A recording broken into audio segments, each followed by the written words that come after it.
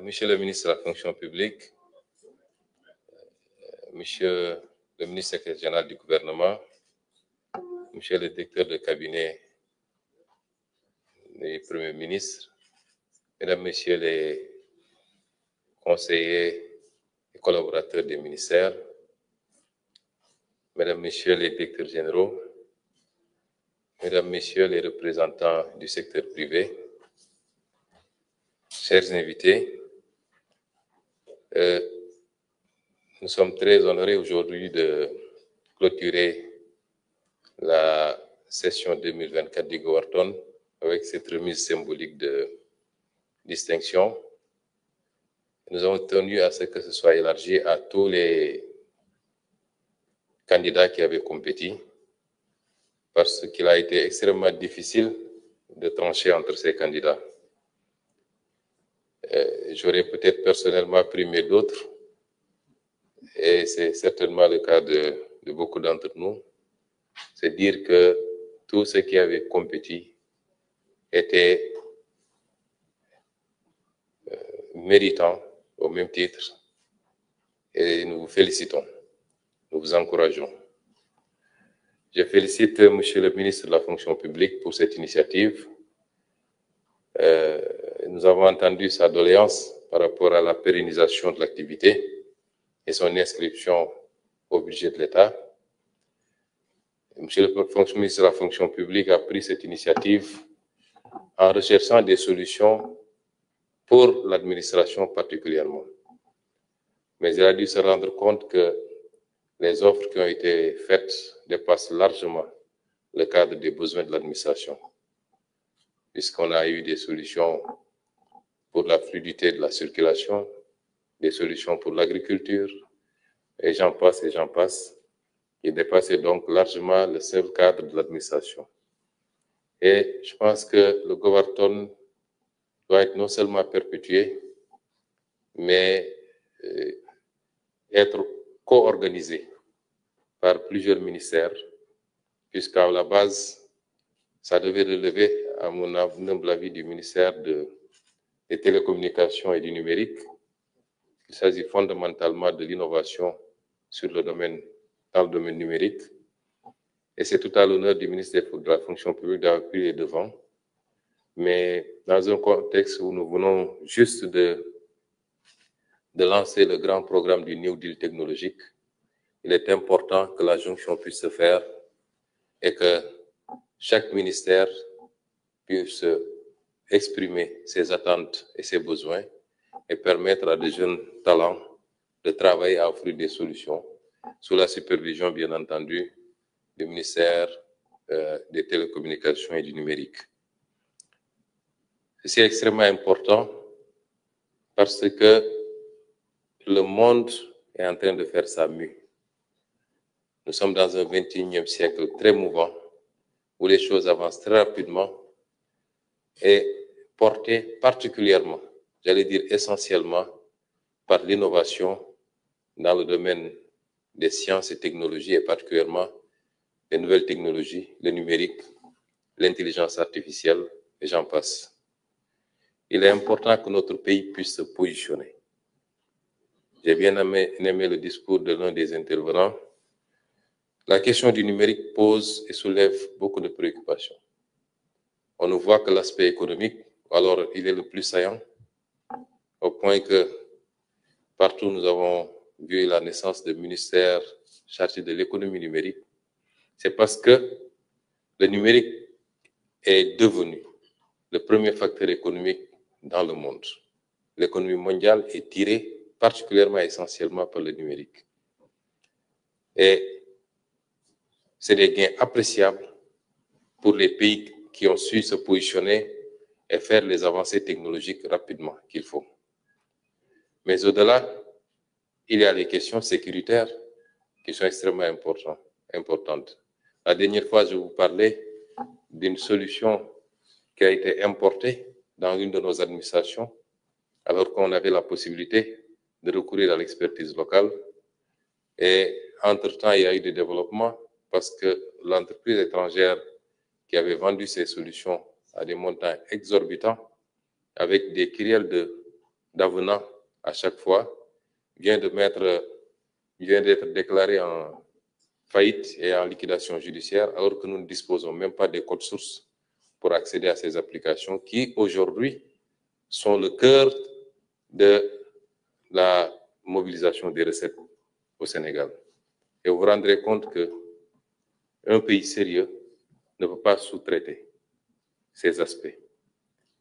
Et nous comptons beaucoup sur l'engagement des Sénégalais, et particulièrement des jeunes Sénégalais que vous êtes dans ces secteurs pour travailler à aider le pays à atteindre sa souveraineté numérique, mais à faire également des bons qualitatifs, à faire même ce qu'on appelle des sauts de mouton, des leapfrogging. En quoi faisant? C'est un domaine où il n'y a pas d'exclusivité. C'est de la science, c'est de l'innovation, c'est de l'inventivité. Je me rappelle qu'il y a quelques années, l'Afrique avait été la première à offrir des solutions sur un petit aspect de la FinTech, notamment les transferts d'argent et les paiements par cette voie. Aujourd'hui, c'est devenu mondial et d'autres sont venus nous supplanter sur ce créneau. Ça veut dire qu'on a le potentiel et le talent pour innover et pour anticiper. Des pays que je ne vais pas citer ont pu faire ces sauts qualitatifs. Aujourd'hui, un grand pays qui, 30 ans en arrière, était à la traîne, a été le premier à offrir au monde des solutions sur la technologie de la 5G, devant toutes les puissances qu'on connaissait dans le domaine de l'innovation. Et ce pays vient de répliquer avec une offre extraordinaire en matière d'intelligence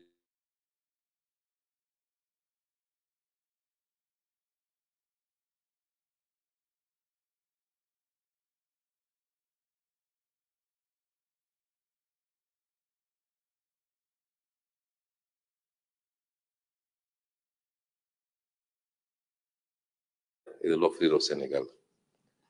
Il ne s'agit pas effectivement juste d'avoir les idées, il faut du soutien, il faut de l'accompagnement, il faut de l'encadrement. Et l'État du Sénégal, par ma voix, vous assure que vous aurez ce soutien et cet engagement, cet encadrement de sa part. Il y a quelques semaines, nous avons révisé la loi adoptée en Conseil des ministres, la loi portant organisation des startups, promouvant l'innovation. C'est pour la rendre beaucoup plus ambitieuse, pour permettre un plus grand encadrement de ce domaine qui peut valoir à notre pays des satisfactions immenses. Rappelez-vous que, comme l'avait dit le ministre du numérique lors du lancement de la stratégie du New Deal, que notre ambition, c'est de positionner le Sénégal comme un hub en Afrique, et particulièrement en Afrique de l'Ouest. Ce hub, c'est vous qui allez le construire, avec notre accompagnement et notre encadrement. Et au-delà du gouvernement, je vais instruire tous les démembrements de l'État, les directions générales et les agences particulièrement, à trouver les moyens d'accompagner les jeunes dans leurs efforts, les activités d'innovation, de recherche et de développement. Mais il ne s'agira pas seulement de l'État, puisqu'il faut le faire avec le secteur privé également.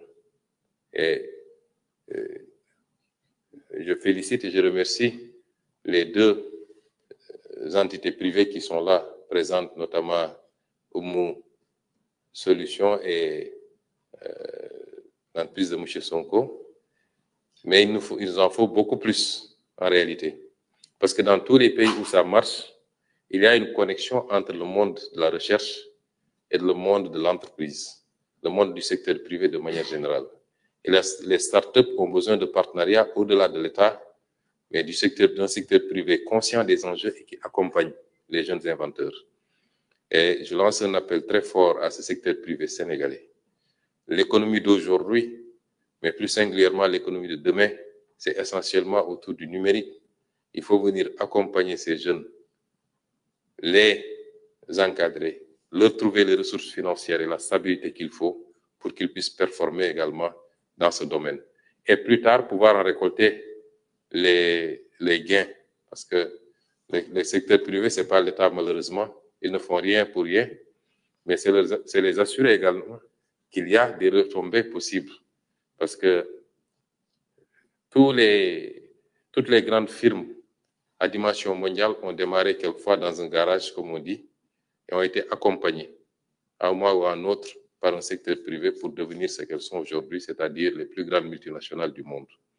Et nous lançons donc cet appel au secteur privé pour plus de participation, plus d'engagement auprès de ces jeunes qui doivent être donnés en exemple. Je le disais l'autre jour, un pays a besoin de tout. Aujourd'hui, je suis avec des jeunes qui sont dans le secteur de l'innovation, qui doivent être à la pointe du changement structurel que nous voulons au Sénégal. Demain ou dans quelques jours, je recevrai les jeunes qui œuvrent dans l'informel, qu'ils soient marchands ambulants, conducteurs de Jakarta, commerçants, tout ce que vous voulez. Nous sommes dans une dynamique inclusive qui devra mobiliser tous les Sénégalais autour de cette nouvelle dynamique qui doit nous amener à croire principalement et fondamentalement à nous-mêmes, à nos solutions, mais en nous inspirant des meilleures pratiques.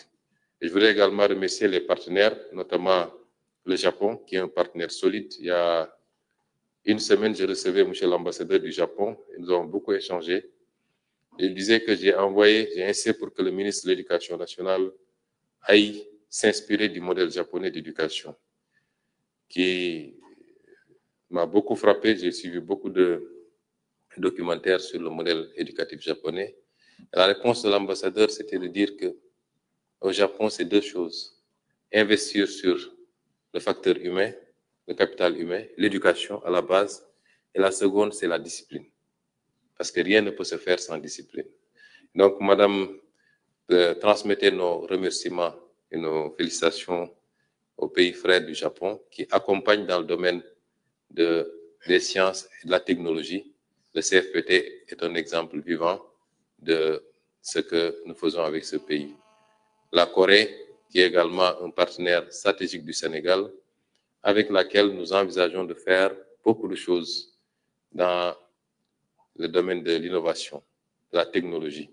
Puisque c'est des pays qui, en 50 ans, ont pu faire des révolutions pour être aujourd'hui numéro 1 dans beaucoup de secteurs, l'électroménager, l'automobile, la téléphonie, ainsi de suite.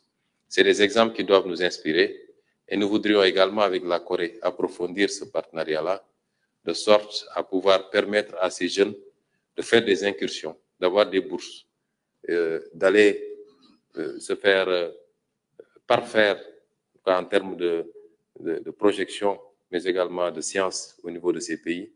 Et nous comptons beaucoup sur ces collaborations. Soyez remerciés au nom de tout le peuple sénégalais pour votre accompagnement et votre appui.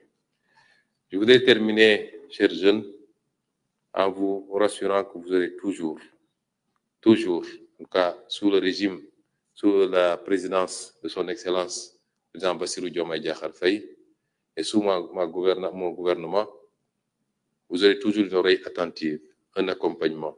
Les prix qu'on a donnés aujourd'hui sont des prix symboliques. J'avais annoncé que, au-delà des 3 lauréats, la primature allait récompenser tous ceux qui avaient compétit. C'est un moyen pour nous de vous encourager davantage, de vous dire que vous ne serez pas seul, parce que ce que vous êtes en train de faire est de l'ordre de l'intérêt général. Et l'intérêt général doit être soutenu par l'État, quoi qu'il en coûte. Et nous sommes en train de travailler à mettre en place tous les dispositifs et tous les moyens qu'il faut pour faire de ce Sénégal ce hub qui a été décrété par son Excellence le Président de la République.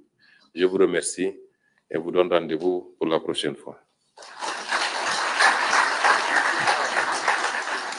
Merci, Monsieur le Premier ministre, pour ce discours.